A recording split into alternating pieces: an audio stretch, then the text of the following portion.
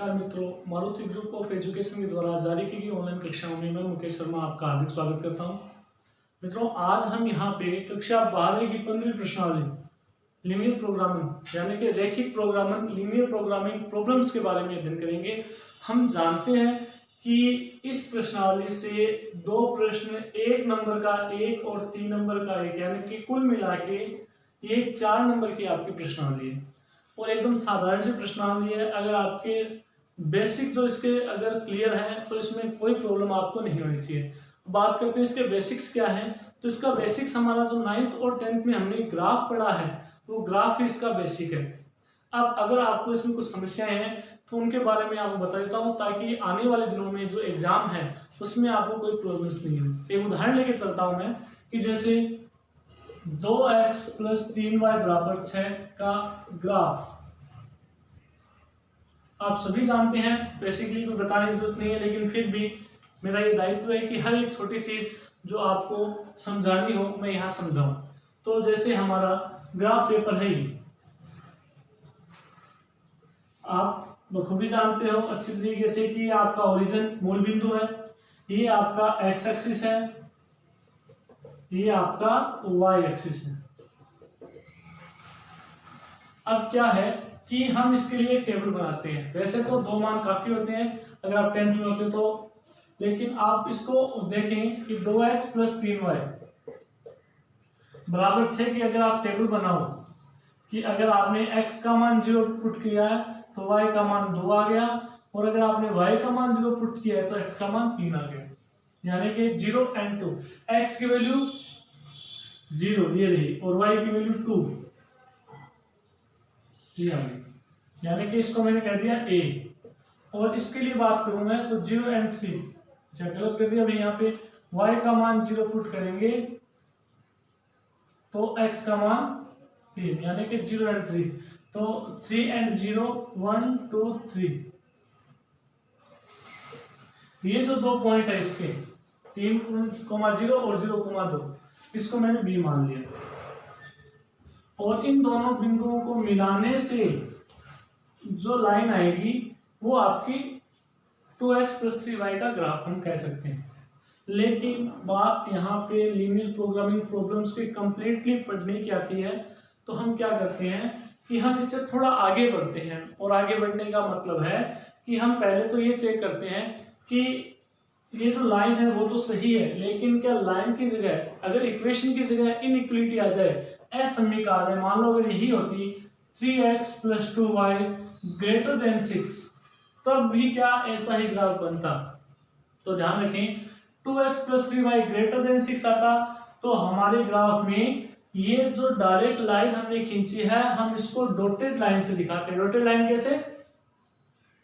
इस प्रकार से, यानी कि आपको कंप्लीटली लाइन नहीं खींचनी है, इस बात का ध्यान रखें। दूसरा, अब इसका जो सॉल्यूशन रीजन है, जो हल क्षेत्र है, वो हल क्षेत्र ज्ञात करते हैं कि इसका जो हल क्षेत्र सॉल्यूशन रीजन वो मूल बिंदु की साइड में है या मूल बिंदु के दूसरी ओर है।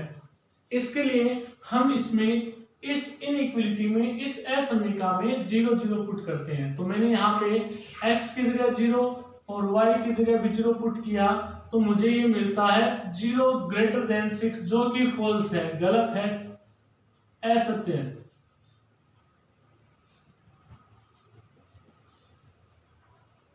ये असत्य है, तो हम कहेंगे कि इसका हल क्षेत्र मूल बिंदु की तरफ नहीं होके अपोजिट साइड में हो जाएगा, यानी कि ऊपर की ओर हो जाएगा, इस साइड में इसका हल क्षेत्र ऊपर की ओर। दूसरी चीज, अगर मान लो इस इनइक्वालिटी की जगह ये जो साइन है वो बदलकर ऐसे आ जाता 2x + 3y > 6, तो हम क्या करते, वैसा ही ग्राफ बनाते, लेकिन बात इनइक्वालिटी की है तो लाइन नहीं विड्रॉ करते, हम डॉटेड लाइन खींचते, और जो डॉटेड लाइन आई है इसमें फिर 0 0 वापस पुट करके देखते, ये ट्रू आता तो इसका जो सॉल्यूशन रीजन है वो मूल बिंदु की साइड में हो जाता। ठीक है, अब बात करते हैं कि अगर इस इनइक्वालिटी के साथ में इक्वल का चिन्ह भी आए, इक्वल का चिन्ह भी आने का मतलब है साथ में ये कॉमन आ रहा है, और जब इक्वल का चिन्ह आएगा तो हम इस लाइन को कंप्लीटली बना देंगे ऐसे, और अगर इसके साथ में इक्वल का चिन्ह आएगा तो हम इसको कंप्लीटली बना देंगे इस प्रकार से। तो ये चार चीजें पहले आपको ध्यान में रखनी है, इनको मैं ढंग से आपको लाइन वाइज बता देता हूं कि कैसे कैसे, क्योंकि जब तक आपका बेसिक क्लियर होगा उसी के बाद ही आप इसके सवालों कर पाओगे। कि पहली कंडीशन जैसे 2x + 3y = 6 का ग्राफ अगर मैं खींचूं तो इसका ग्राफ आएगा ऐसे, केवल 0 2 3 0, ये a ये b, ये ओरिजिन, ये x एक्सिस और ये y एक्सिस। ये है 2x + 3y = 6 का ग्राफ। अगर मैं ये लेता हूं 2x + 3y > 6, ये अब इक्वेशन नहीं है, इनइक्वलिटी असमीका आ गई, तो इसका जो आलेख है वो आ जाएगा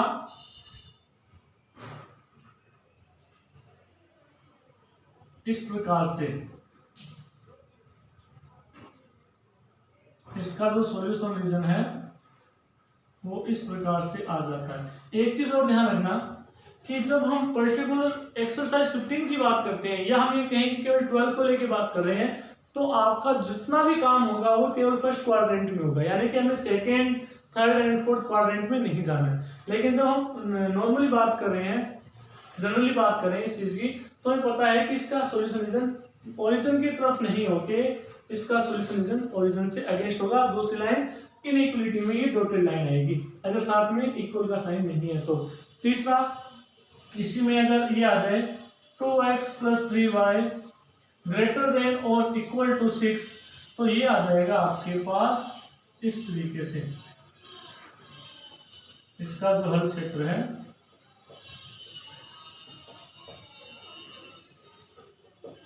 ये x, ये y, ये x', ये y', ये x, ये y, ये x', ये y', इस तरीके से।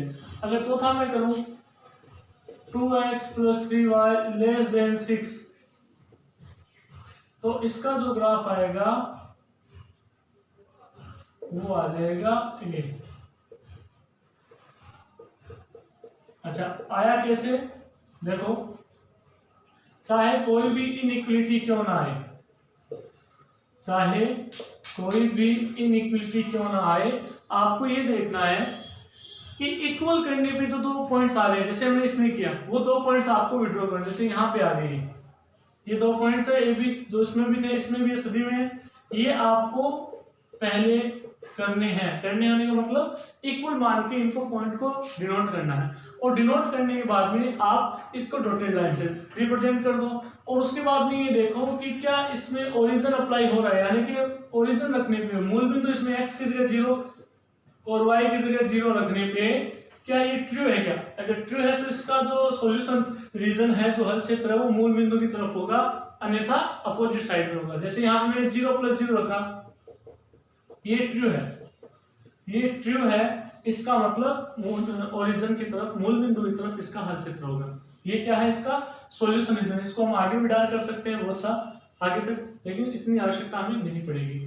इसके अगला देखते हैं 2x + 3y < = 6, तो इसमें इक्वल का साइन आ गया, इसका मतलब ये आएगा, जो पॉइंट हमने ए माना है 0 2 3 and 0, ये डॉटेड लाइन ही आएगी, और साथ में इनइक्वलिटी भी है, तो इनइक्वलिटी के लिए इसका सॉल्यूशन रीजन भी हमें डिनोट करना पड़ेगा या दिखाना पड़ेगा। ठीक है। अब एक आता है कि इनइक्वलिटी में, जैसे मैंने ये लिखा,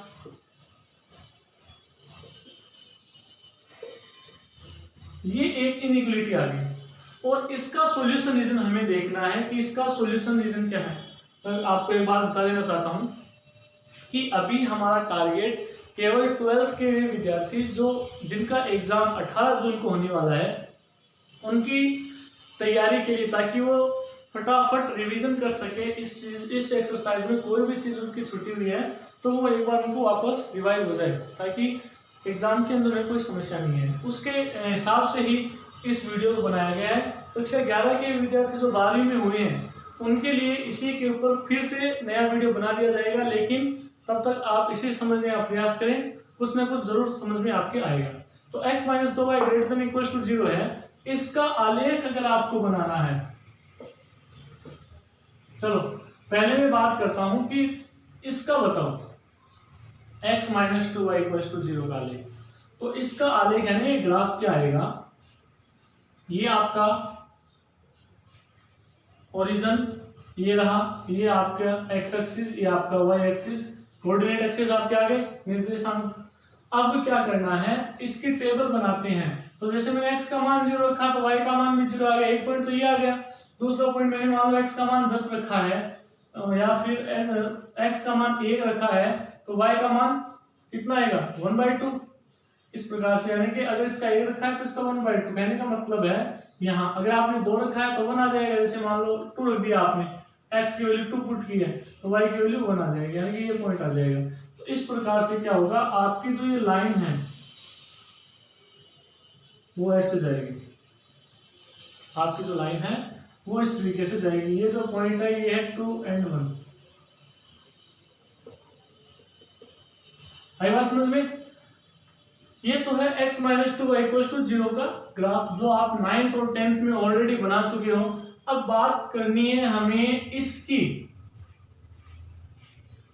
अब देखो, पहली बात तो ये कि कोई भी इनइक्वलिटी असमी का ग्राफ बनाएंगे हम इक्वल लेके चलेंगे, और हमने बना दिया। अब हमें पता है इसमें इक्वल नहीं है, असमी का है, तो आप इसको डॉटेड लाइन से डिनोट कर दो कि भाई ठीक है, कंप्लीट लाइन नहीं है, डॉटेड लाइन आएगी।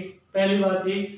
अब बात आती है इसके सॉल्यूशन रीजन की, हल क्षेत्र की। इसका हल क्षेत्र की साइड में होगा, इस तरफ होगा या इस तरफ होगा। तो हमने जैसे पिछले में किया था 0 0 पुट करके किया था, तो भाई 0 0 से तो ये क्लियर ही नहीं हो रहा है, क्योंकि इधर भी 0 इधर भी 0, तो ये क्लियर नहीं हो रहा है। तो हम क्या करते हैं, ऐसी सिचुएशन आने पर कि आपकी कोई भी लाइन ओरिजिन से पास हो रही है, यानी कि मूल बिंदु से आपकी कोई भी लाइन पास हो रही है, उस स्थिति में हल क्षेत्र ज्ञात करने के लिए हम मूल बिंदु का सहारा नहीं लेंगे, हमें या तो x x का सहारा लेना पड़ेगा या y x का सहारा लेना पड़ेगा। कैसे? देखो ऐसे कि जैसे मान लो आपने ये कह दिया कि मैं x x का सहारा लेता हूं, तो x x पे कोई ना कोई बिंदु, जैसे यहाँ पे 10,0 होगा, जरूरी नहीं है 10,0, 5,0 भी, क्योंकि x x पे y का कोऑर्डिनेट तो हमेशा 0 आएगा। रही बात x की, तो x कोऑर्डिनेट आप कुछ भी ले लो अपनी मर्जी से। जैसे मान लो 5,0 ले लिया, या मैंने यहाँ पे 10,0 लिया है, तो सपोज कि मैंने 10,0 ले लिया और मैं इसमें पुट करके देखता हूं कि 10 माइनस 2 गुणा 0, क्या ये ट्रू है क्या? अगर ये ट्रू आता है, इसका मतलब इसका हल क्षेत्र किस साइड में ट्रू है, एक्स एक्स की साइड में, तो इसका हल क्षेत्र इस साइड में हो जाएगा। ठीक है, जैसे मान लो आपने कह दिया कि नहीं हम तो एक्स एक्स पे नहीं लेंगे, हम तो वाई एक्स के ऊपर चेक करेंगे कि वाई एक्स पे इसका मान कितना आ रहा है, तो आपने ले लिया ये पॉइंट, और ये पॉइंट मान लो कि ये पॉइंट है 0 और 7, क्योंकि वाई एक्स पे एक्स कोऑर्डिनेट 0 होता है, तो 0 और 7 आपने लिया है और आपने इसमें पुट किया है 0 और 7, तो 0 और 7 पुट करते हैं तो x की जगह 0 माइनस 2 गुणा y की जगह 7। क्या ये माइनस के 14 बड़े हैं क्या 0 से? नहीं है, नहीं है। इसका मतलब आपका जो हल क्षेत्र है वो y x की साइड में नहीं है, क्योंकि आपने तो y x की कोई वैल्यू रखी है, तो आपकी ये फॉल्स आ रही है, ट्रू नहीं आ रही है। अगर ये ट्रू आती तो क्या होता, हल क्षेत्र इधर हो जाता, और अगर फॉल्स आ रही है मतलब इस साइड में ना होके अगेंस्ट, इसके अगेंस्ट यानी कि दूसरी साइड में, तो इसका हल क्षेत्र ऐसे हो जाएगा। यानी कि चाहे आप एक्स एक्स लें या आप वाई एक्स लें, ये कब की सिचुएशन है, ये तब की बात है जब हमारी जो लाइन है या हमारी जो इनइक्वलिटी है वो 0 ओरिजिन से पास हो रही है, मूल बिंदु से अगर ये पास हो रही है तब हमें मूल बिंदु नहीं लेना है। और अगर मान लो एक्स एक्स और वाई एक्स से पास हो रही है, मूल बिंदु से पास नहीं हो रही है, तो सीधा सा है हमें मूल बिंदु ही लेना है। लेकिन अगर मूल बिंदु से पास हो रही है तब हमें या तो एक्स एक्स के ऊपर कोई पॉइंट लेना है या हमें वाई एक्स के ऊपर कोई पॉइंट लेना है, और हमें अपना सॉल्यूशन रीजन चेक करना है किधर है। ठीक है, तो इसका सॉल्यूशन रीजन इधर हो जाएगा। आई बात समझ में? तो सबसे जरूरी है कि आपको हल क्षेत्र देखना कि सॉल्यूशन रीजन किस साइड में है, तो सॉल्यूशन रीजन इसका इस साइड में। अगर मान लो ये सवाल होता इस प्रकार से, तब क्या होता, तब भी ऐसा ही कुछ होता, बस सॉल्यूशन रीजन बदल जाता, इसका सॉल्यूशन रीजन अपर साइड में हो जाता, नीचे की साइड की बजाय। लेकिन तो हमने इसका लिया है तो ये ध्यान रखो। अगर मैं इसको इक्वल भी कर देता हूँ, इसको इक्वल कर दूंगा, जैसे मान लो मैंने ये कर दिया x minus 2y less than और इक्वल्स टू 0, तब इसमें ग्रेटर देन है, इसमें लेस देन है, लाइन तो अपनी यही है, तो इसका अपोजिट हो गया ये। इसका अपोजिट होने का मतलब इसका सॉल्यूशन रीजन ऊपर की साइड में आ जाएगा, ये आपको ध्यान में रखना है। तो सबसे पहले आपको सॉल्यूशन रीजन रिप्रेजेंट करना आएगा। दूसरा ग्राफ पेपर पे करो तो हमेशा ओरिजिन को x एक्सिस को y एक्सिस को आपको डिनोट करना है, और अगर आपने जितना स्केल लिया है, जितना पैमाना लिया है, उतना आपको यहाँ साइड में लिखना है कि आपने x एक्सिस के ऊपर जो 1 सेंटीमीटर का जो कॉलम है उसको कितने यूनिट माना है, वो हमें सारी चीजें ऊपर लिखनी है। ये चीजें नॉर्मल है, आपको ध्यान में रखनी है। अब देखो आगे बढ़ते हैं इसमें कि हमारी प्रश्नावली में कैसे सवाल आते हैं। तो हमारी प्रश्नावली का जो सवाल है वो उनकी शुरुआत यहीं से होती है कि आपको सबसे पहले इनइक्वलिटी को आना चाहिए कि इनइक्वलिटी को कैसे बनाया जाता है। दूसरी चीज ध्यान रखना, इनइक्वलिटी के साथ में अगर मान लो इक्वल का साइन भी आए तो इसको कंप्लीटली बना देना है, अगर इक्वल का साइन नहीं आएगा तो ये कंप्लीटली नहीं बनेगी।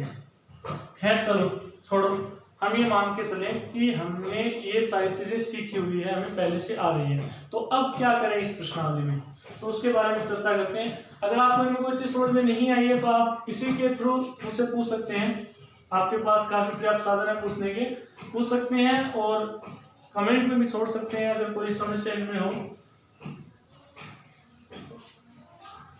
देखिए आगे बढ़े, उसमें सॉल्यूशन रीजन हमारा जो आता है, अब एक आता है बाउंडेड एरिया।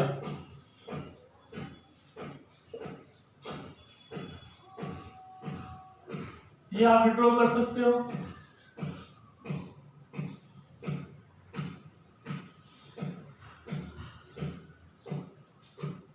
जैसे मान लो आपने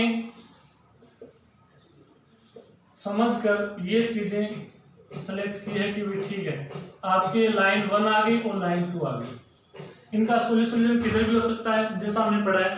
अब मान लो कि आपका जो एरिया है वो कॉमन पार्ट ही आया है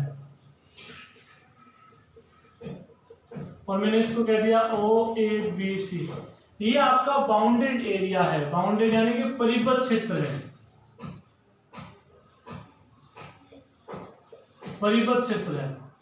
अब जो परिबद्ध क्षेत्र है इसमें क्या है कि आपके 4 बिंदु हैं OABC। वैसे तो ग्राफ पेपर पे आपको क्लियरली दिखाई देंगे, लेकिन जैसे मान लो मैं B की बात करूं तो B कैसे फाइंड करना है, तो B फाइंड करने का क्या है, जैसे हम ले लेते हैं हमारी कोई ये जो रेखा है, इसको मैंने 2x + 3y = 6 कर दिया, या कोई भी अदर भी सवाल के देखेंगे इनको बाद में, पहले आप इनको समझ लें कि जैसे ये बाउंडेड एरिया है, आपको पहले A B C और O यानी कि ओरिजिन के कोऑर्डिनेट आपके पास होने चाहिए और वो आपके कॉर्नर पॉइंट कोणीय बिंदु आ जाएंगे। A आएगा, B आएगा, C आएगा, 0 आएगा। और जो आपका जो उद्देश्य फलन है, उद्देश्य फलन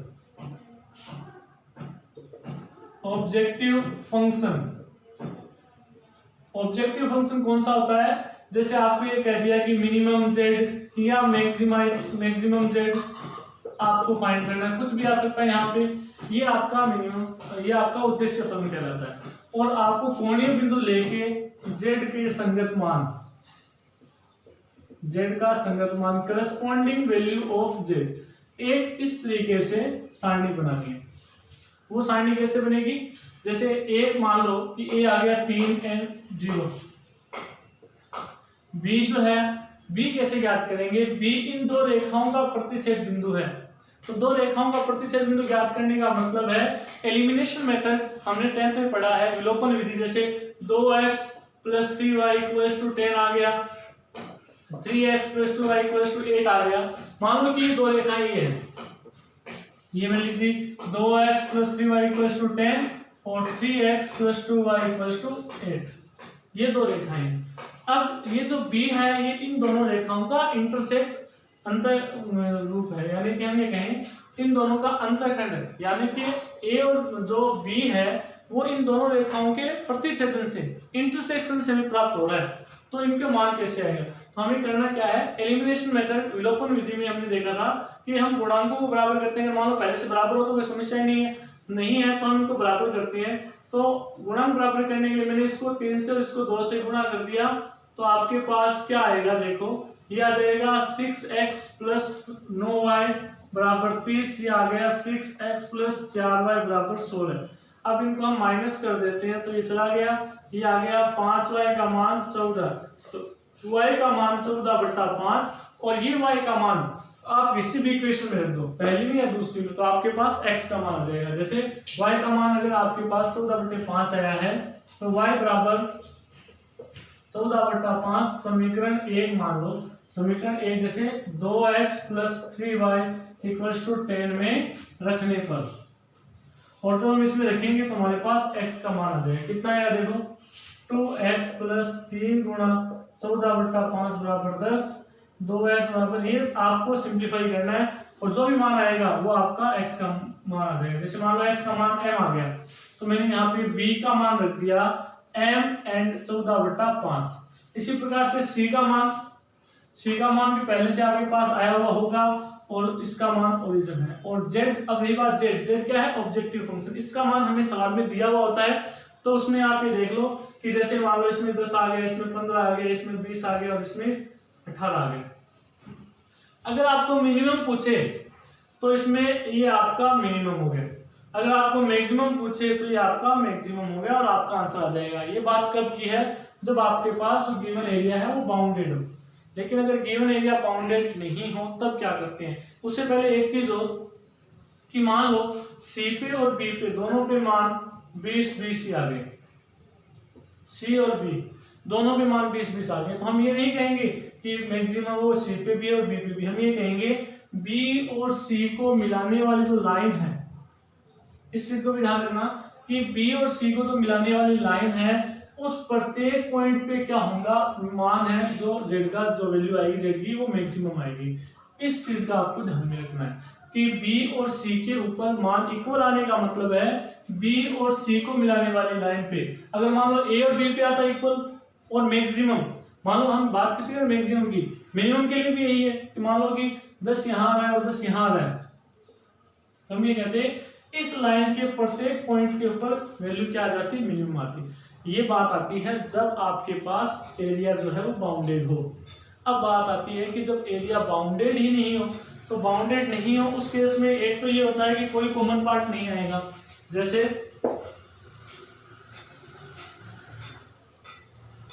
कि मैंने ग्राफ में एक सॉल्यूशन रीजन इसका इस साइड में आ गया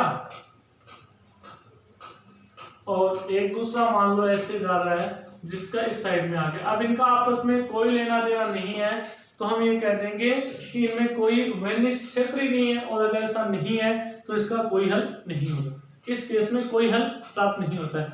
अब दूसरी बात कि जब हमें हल प्राप्त हो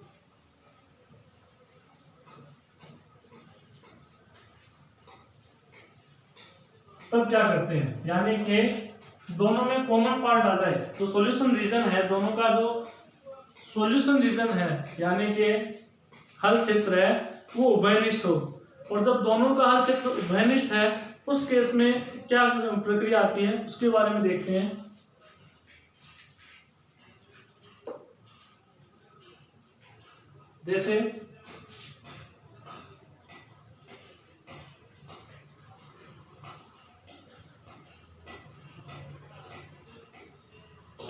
जैसे ये आपकी पहली लाइन है, ठीक है, इसका सॉल्यूशन रीजन मैं ये मान के चलता हूं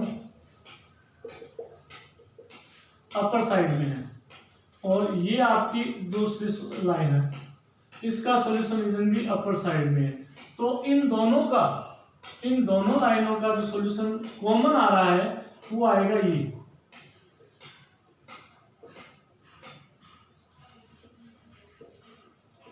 और अपने सवालों के हिसाब से बात करें तो हर सवाल में जो आपका व्यवरोध है वो x and y greater than equal to 0 आएगा, मतलब इसी में भी लेना पड़ेगा।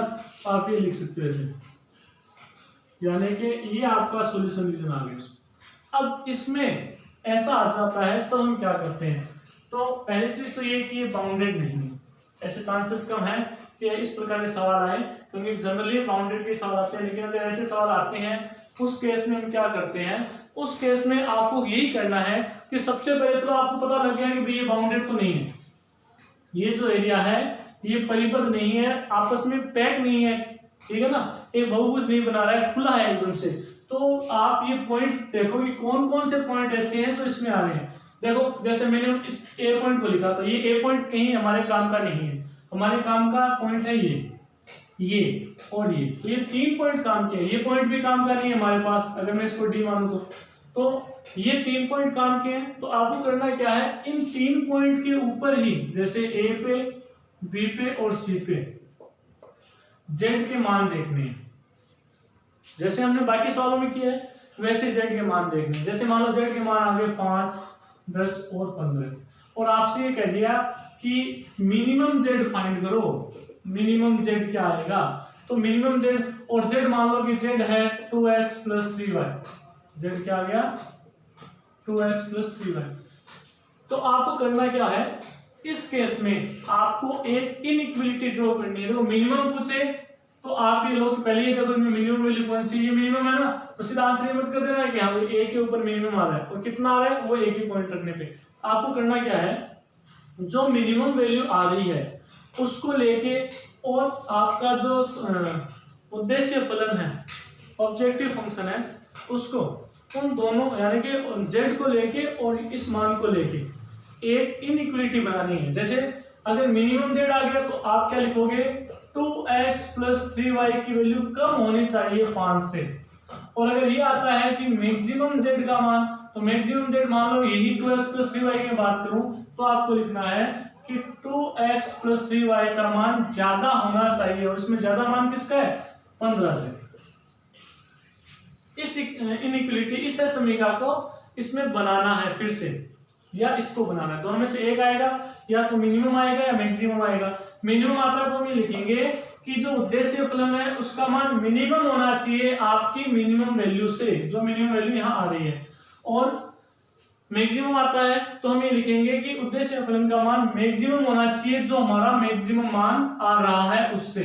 अब जैसे ये भी एक इनइक्वालिटी है, ये भी एक इनइक्वालिटी है, ठीक है, कोई एक आएगी हमारे, अगर एक आती है और जैसे मान लो कि वो इनइक्वालिटी ऐसे पास हो रही है, कहीं से भी पास हो सकती है, और फिर हम ये देखते हैं कि इस इनइक्वालिटी का सॉल्यूशन किधर है। अगर वो इसमें कॉमन है तो कोई मैक्सिमम वैल्यू नहीं है, कोई मिनिमम वैल्यू नहीं है। जैसे अगर दोनों के लिए मैं बात कर रहा हूं, मतलब अगर मैं मिनिमम ले रहा हूं तो मैं कहूंगा कोई मिनिमम वैल्यू नहीं है। कब, जब इसका जो सॉल्यूशन रीजन है वो इसके साथ कॉमन है। जैसे मान लो मैंने ये बनाया और मैंने कह दिया कि इसका सॉल्यूशन रीजन भी इधर ही आ रहा है, इधर भी आने का मतलब दोनों में कॉमन हो गई, तो नो, मतलब हम ये कहेंगे कि इसका जो z का मान है कोई न्यूनतम मान नहीं होगा। और अगर इस इनइक्वालिटी का, इस असमीकरण का सॉल्यूशन रीजन हल क्षेत्र इधर आ रहा है, तो हम कह देंगे कि ये इसका न्यूनतम मान है 5। यानी कि अगर किसी भी उद्देश्य फलन का मान हमें ज्ञात करना है और हमारे पास अनबाउंडेड, या हम ये कहें कि जो परिबद्ध क्षेत्र है वो बाउंडेड नहीं हो, जब बाउंडेड नहीं हो, अपरिबद्ध हो, तो उस केस में हम जो मिनिमम वैल्यू है उसको लेके और आपके ऑब्जेक्टिव फंक्शन को लेके एक इनइक्वालिटी ड्रॉ करते हैं। अगर उस इनइक्वालिटी का सॉल्यूशन रीजन हमारे पहले वाले सॉल्यूशन रीजन से मिलता है या मैच होता है, या हम दोनों का कॉमन हो जाता है, तो कोई उसका सॉल्यूशन नहीं होगा, यानी कि कोई निम्नतम मान, छोटा जो मान है वो नहीं होगा। दूसरा, अगर बात बड़े के लिए आती है तो हम ये कहते हैं कि हमारा जो उद्देश्य फलन है, ऑब्जेक्टिव फंक्शन है, उसका मान ग्रेटर होना चाहिए और लेस देन में कम होना चाहिए। इस चीज का भी ध्यान रखना कि अगर ऐसा है, मिनिमम के लिए ऐसा आएगा कि हमारे जो z की वैल्यू है वो मिनिमम होनी चाहिए मिनिमम वैल्यू से, और जेड की वैल्यू जो है वो मैक्सिमम होनी चाहिए मैक्सिमम वैल्यू से। ऐसा करने के अगर कॉमन आता है, देखो कॉमन आने पर कोई उभयनिष्ठ क्षेत्र यानी कोई उच्चतम मान या निम्नतम मान नहीं होगा। कॉमन नहीं आता है तो जो आपका उच्चतम मान है उच्चतम मान, और जो निम्नतम मान है लोवेस्ट वैल्यू है वो लोवेस्ट वैल्यू आ जाएगी। इस प्रकार से हमें सभी सवालों को करने हैं। ठीक है।